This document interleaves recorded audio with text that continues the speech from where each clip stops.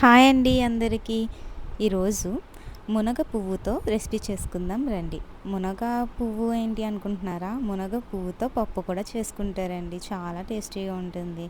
మునగ ఆకుతోనే కాకుండా పువ్వుతో కూడా చేసుకుంటారు. ఇది చేసుకున్నప్పుడు మనకి స్మెల్ వస్తుంది, చేదుగా ఉంటుంది అలా అనుకుంటాం కదా. అసలు అలాగే ఉండదండి. చాలా టేస్టీగా ఉంటుంది. లైక్ మనం టమాటా పప్పు ఎలా చేసుకుంటున్నామో అలానే ఉంటుందండి.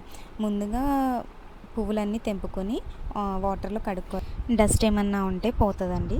సో మనకు కావాల్సినవి సాల్ట్, ఆనియన్స్ అండ్ మనం ఫ్రెష్గా కోసుకొచ్చిన ఫ్లవర్స్ పువ్వులు ఉంటాయి కదా అవి, పచ్చిమిర్చి అండ్ టమాటోస్ ఇలా కట్ చేసుకో పోపండి. అందులో ఎల్లుల్లిపాయి, ఎండుమిర్చి, ఆవాలు, జీలకర్ర అండ్ 30 నిమిషాలు ముందునే నానపెట్టుకున్న పెసరపప్పు అండి. పెసరపప్పు వేసుకుంటే చాలా కమ్మగా టేస్టీగా ఉంటుంది.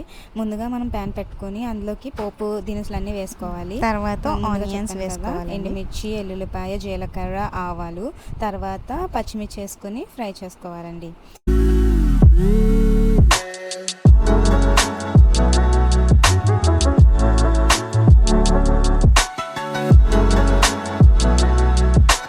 ఆనియన్కి గోల్డెన్ కలర్ వచ్చాక టమాటోస్ వేసుకోవాలండి. టమాటోస్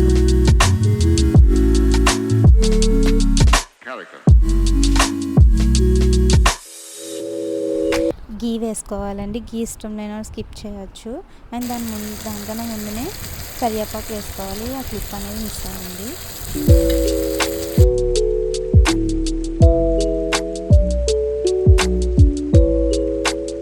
ఇప్పుడు నానబెట్టుకున్న పెసరపప్పు వేసుకోవాలి. పెసరపప్పు ప్లేస్లో మీకు ఎర్ర కందిపప్పు అయినా వేసుకోవచ్చు.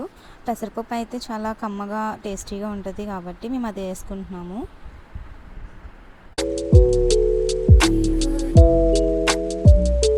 టీ స్పూన్ అంత పసుపు, మన టేస్ట్కి తగ్గినంత సాల్ట్ వేసుకోవాలండి.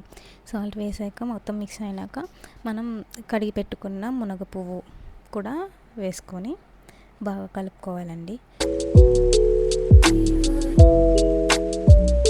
చేసుకున్న తర్వాత 2 కప్స్ వాటర్ వేసుకోవాలండి. వాటర్ వేసుకొని బాగా మగ్గిన తర్వాత మనం సర్వింగ్ బౌల్లోకి సర్వ్ చేయాలి.